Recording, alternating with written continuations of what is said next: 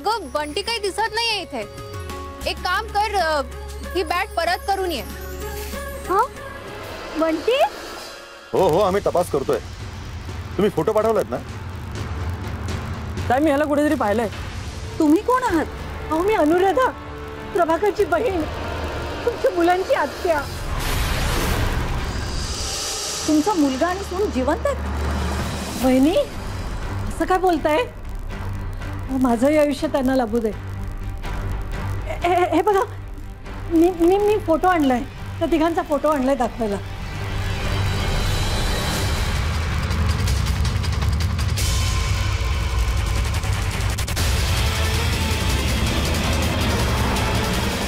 काय खरं काय खोटं मला तर काही कळेनासच झालंय.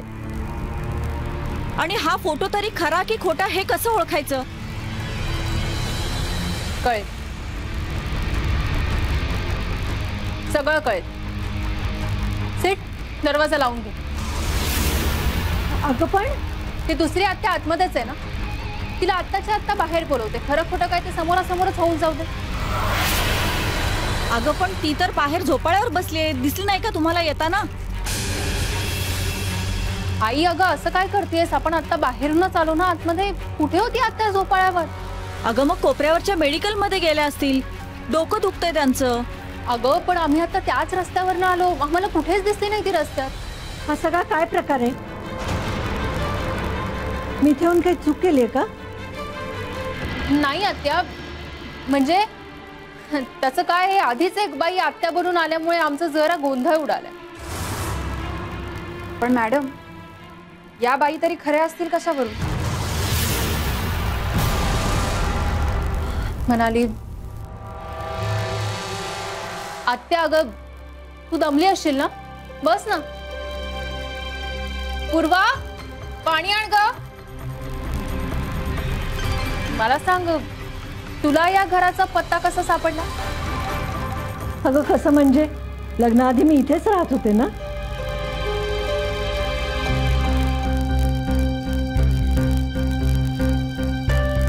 त्या आत्याला पत्ता शोधावा लागला होता. आई मला वाटतंय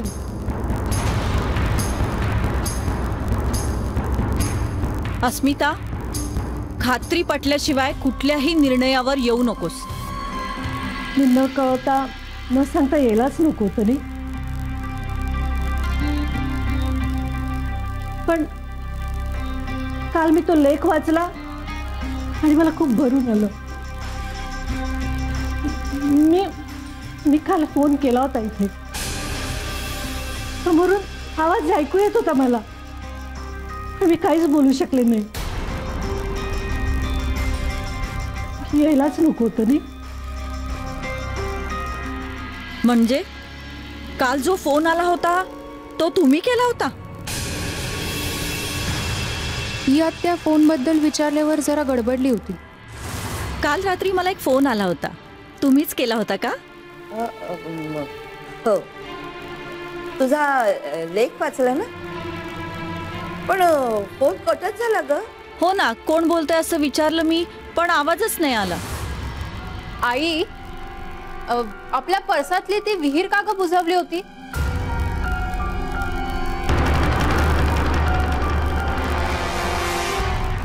अगं मला कसं माहिती असणार, माझ्या लग्नाच्या आधीच बुजवली होती ना.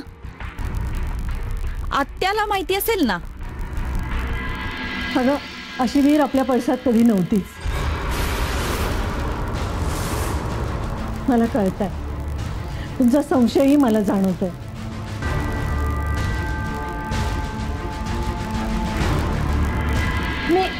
मी हवं तर एक काम करते, मी माझ्या घरचा नंबर देऊ का तुम्हाला? तुम्ही घरी फोन करून विचारा पाहिजे तर. नाही नाही, त्याची काहीच गरज नाही.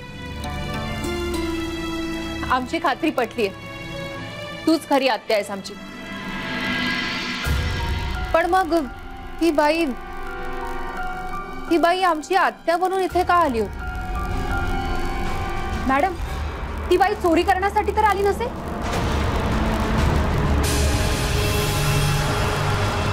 म्हणजे ती बाई घरातलं काही घेऊन तर नाही ना गेली, हे पाहायला हवं. आई तू कपाटात बघ, आम्ही पटकन ऑफिस मध्ये बघतो. हो हो. आत्या बस प्लीज, आम्ही आलोच. सेठ म्हणाले तुम्ही तिकडे बघा, मी फाईल चेक करते.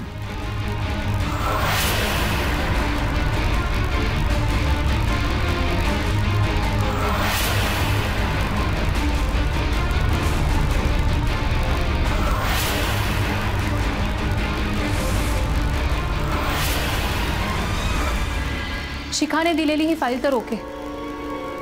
तुम्ही बघा काही गेलं नाहीये ना, मी बाहेर आहे.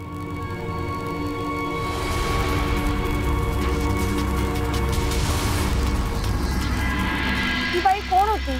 हो ना, आणि अगं ती माझं नाव वापरून आत्या बनून इथे आली होती. बापरे, हे घरात काही सगळं.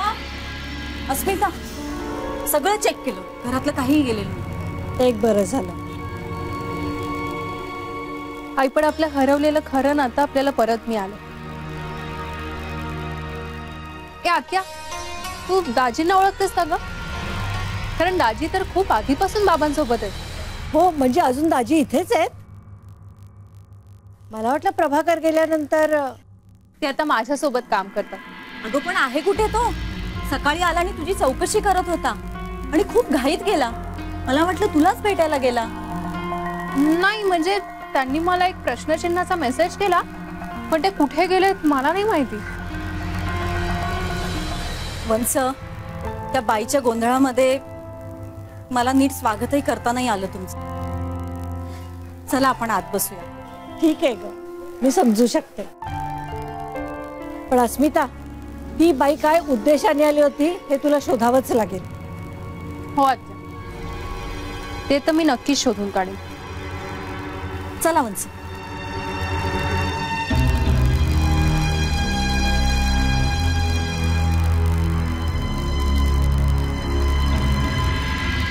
अगं हा माझा नातू बंटी.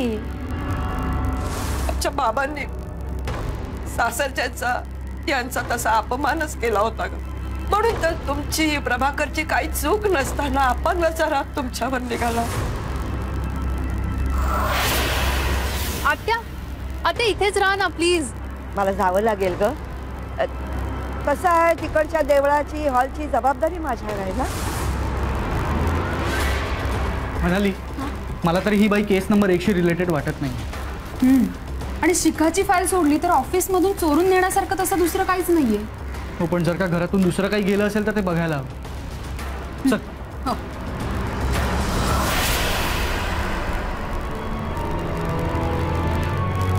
मॅडम, ऑफिस मधल्या सगळ्या वस्तू जशा आहेत तशाच आहेत. घरातलं काही गेलं नाहीये, ऑफिस मधलंही काही गेलं नाहीये. मग ती बाई इथे कशाला आली होती? सेठ म्हणाले आसपास चौकशी करा आणि विचारा त्या बाईला कोणी पाहिलं होतं. हो.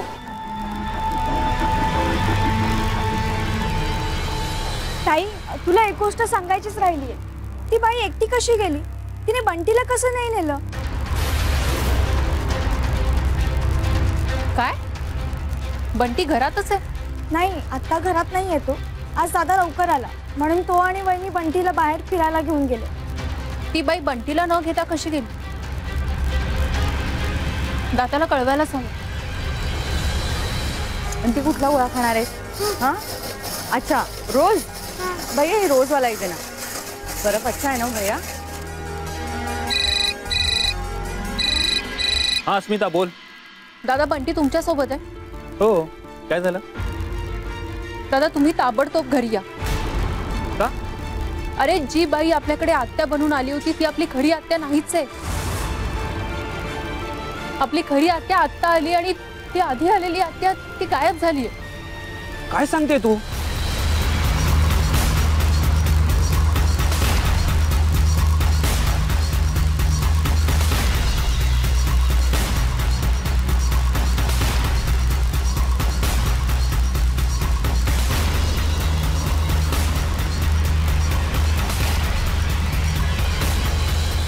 ठीक आहे, मी येतो घरी.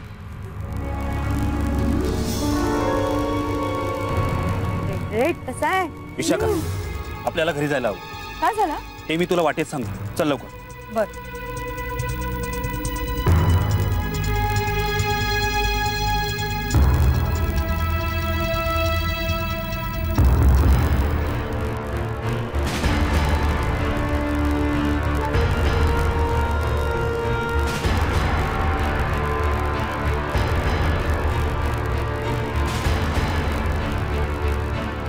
हॅलो साहेब. आता नीट बघ, या बाईला तू कधी पाहिलंयस? आज इकडे यायला त्यांनी विरोध केला असेल ना.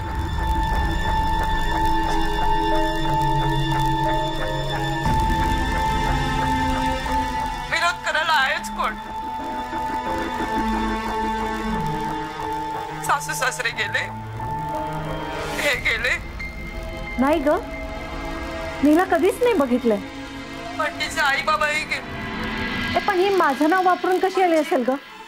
माझा लेख, माझा एक मुलगा माझ्या लेखाचा गैरफायदा घेतलाय तिने. नातवाची जबाबदारी माझ्यावर सोडून निघून गेले. बघा कशी नाटकं करते म्हातारी. आता सासरची नाती संपली म्हणून तर नातवाला घेऊन इथे आले मी. डोळ्यातनं पाणी काय काढतीये? आता आमच्या दोघांशिवाय आमच्या भावनांशी खेळली ती. करेक्ट आहे तुझं. तुझ्या लेखामुळे हिला आपल्या सगळ्यांबद्दल सगळीच माहिती कळली. पण आपल्याला आत्याच्या सासरविषयी काहीच माहिती नव्हती, त्यामुळे तिने जे काही सांगितलं त्यावर आपण अगदी डोळे झाकून विश्वास ठेवला. हो, पण तरीही संदर्भ चुकलेच आहेत. तिचा सून आणि मुलगा जिवंत नाही असं म्हणाली, पण इथे तर आहेत. आपल्या आत्याला तर नात आहे, पण ती तिच्या नातवाला सोबत घेऊन आली आणि बंटीला इथेच ठेवून पळून गेली. पण ती का आली होती?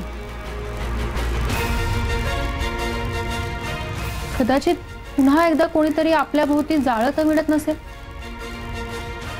हो, पण तसं असेल तर तिने काय साध्य केलं? ती तर गेली. ताई ताई बाहेर पोलीस आलेत. पोलीस? वाघमारे, कालच्या केसचं काय झालं? गेला होता तुम्ही? काय झालं इन्स्पेक्टर सर? हे पहा, आम्ही इथे याच्यासाठी. बरं झालं तुम्ही आलात इन्स्पेक्टर साहेब. एक बाई आमची नातलग असल्याचं सांगून घरात आलीये. तिच्या विरुद्ध गुन्हा दाखल करा, तिला पकडा. गुन्हा तर या घराविरुद्ध दाखल झालाय, त्याचीच चौकशी करायला आम्ही इथे आलोय.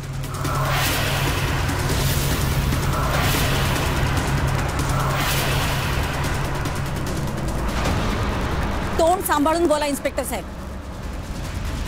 हे प्रभाकर अग्निहोत्रींचं घर आहे. माझे पती प्रभाकर अग्निहोत्री तुमच्या डिपार्टमेंटची शान होते. ड्युटी निभावताना प्राण दिलेत त्यांनी. मग तर गुन्ह्याची तीव्रता आणखीन वाढते.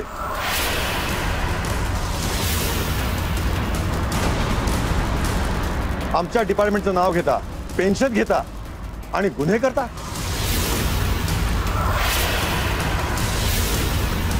अस्मिता, हे वाटेल तसं बोलतात आणि तू ऐकून घेतेस? आई जरा शांत हो. इन्स्पेक्टर साहेब, तुम्ही माझ्याशी बोला. तुम्ही कोण? मी अस्मिता प्रभाकर अग्निहोत्री, खाजगी गुप्तहेर. ओ, तर हा प्लॉट तुमचा होता. हे बघा इन्स्पेक्टर साहेब, असं कोड्यात बोलणं बंद करा आणि स्पष्ट काय ते बोला. निखिल पोतनीसांच्या मुलाला पळवण्यात आलंय. त्याच्या सुटकेसाठी मोठ्या रकमेची मागणी करण्यात आली आहे आणि हे सगळं कारस्थान या घरातून झालंय.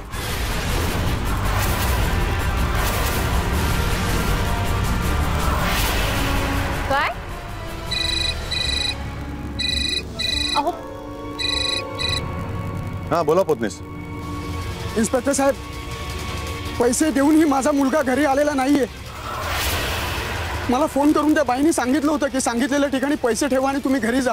तुम्ही घरी पोहोचेपर्यंत तुमचा मुलगा घरी पोहोचलेला असेल, पण तसं झालेलं नाहीये साहेब. ठीक आहे, मी बघतो काय करायचं ते. मी सांगतो त्या ठिकाणी तुम्ही या. मी तुम्हाला ऍड्रेस SMS करतो. ठीक आहे. मुलाला याच घरात लपवलं असणार. वाघमारे, झडती घ्या. एक मिनिट. Search warrant.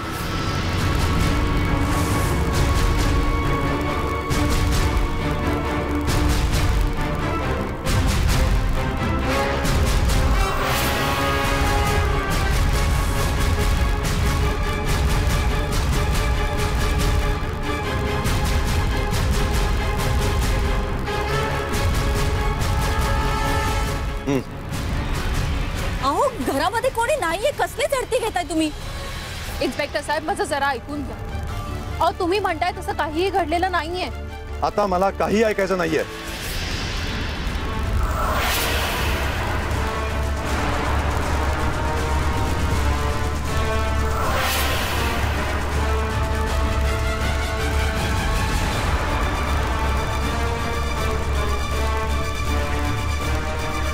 साहेब मुलगा घरात कुठेच नाहीये. बघितलं? एक मिनिट सांगा, मुलाला कुठे लपवलंय तुम्ही?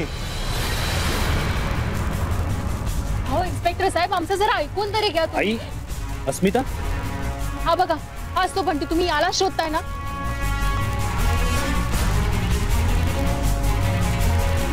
अहो ती बाई याला इथे सोडून पळून गेली. दादा आणि वहिनी त्याला बाहेर घेऊन गेले होते फिरायला, मी बोलावून घेतलं फोन करून. बनावट नातलगाची बनावट कहाणी मला ऐकू नका. घरातलं कोणीच ओळखत नाही असं नातलग असू शकत नाही. मला सांगा, विशाखा अग्निहोत्री कोण आहे? मी आहे का?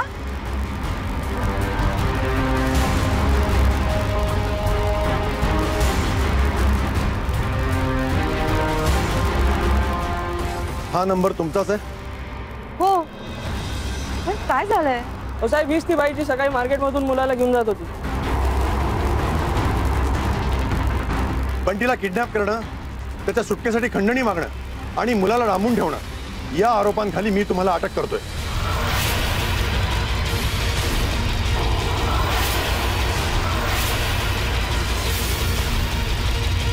काय? हो पण मी असं का करेन? उलट मी याला सांभाळत होते. हो आम्हाला काय माहिती होतं का की स्वतःला आत्या म्हणवणारी ती बाई आम्हाला फसवेल म्हणून? हे बा, घडलेल्या गुन्ह्यात ती बाई कुठेच नाहीये आणि विशाखा अग्निहोत्रींविरुद्ध आमच्याकडे सबळ पुरावा आहे. पुरावा? कसला पुरावा? किडनॅप झालेला बंटी यांच्या जवळ आहे, याशिवाय आणखीन कुठला पुरावा हवाय तुम्हाला? तरी पण सांगतो, बंटीला पळवल्यापासून निखिल पोतनीसांना ज्या नंबरवरून फोन आलाय तो नंबर विशाखा अग्निहोत्री यांच्या नावावर आहे आणि पत्ता सुद्धा हाच आहे. पाटील मॅडम, या बाईला घेऊन चला. हे बघा इन्स्पेक्टर साहेब, तुमचा काहीतरी गैरसमज होतोय. Please try to understand. अहो तिने काही केलेलं नाहीये. अहो बघा ना, अहो माझी सून निर्दोष आहे. हो ह्यात आम्हाला अडकवलं गेलंय. हो बाई, तुम्ही कायदेशीर कारवाईत अडथळा आणू नका, नाहीतर तुमच्यावरही कारवाई करावी लागेल. अस्मिता, अगं काहीतरी कर ना, तू बोल. आता कोणीही काहीही करू शकणार नाही. अस्मिता अग्निहोत्री सुद्धा नाही.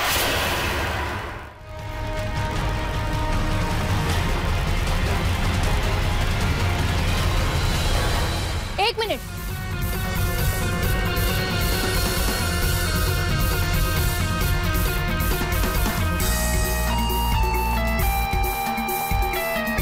माझी वहिनी निर्दोष आहे हे सिद्ध करण्याची एक संधी मला द्या प्लीज. नाहीतर हिचे सगळे आरोप मी स्वतःवर घेईन.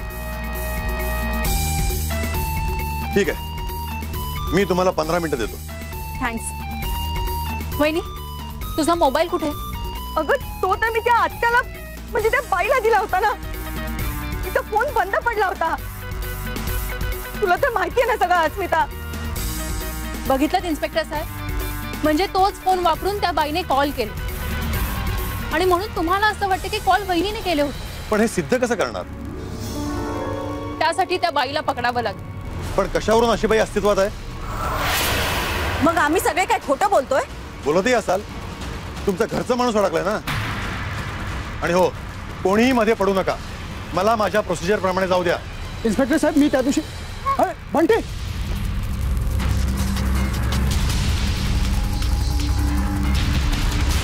बंटी बघा कसं असतो.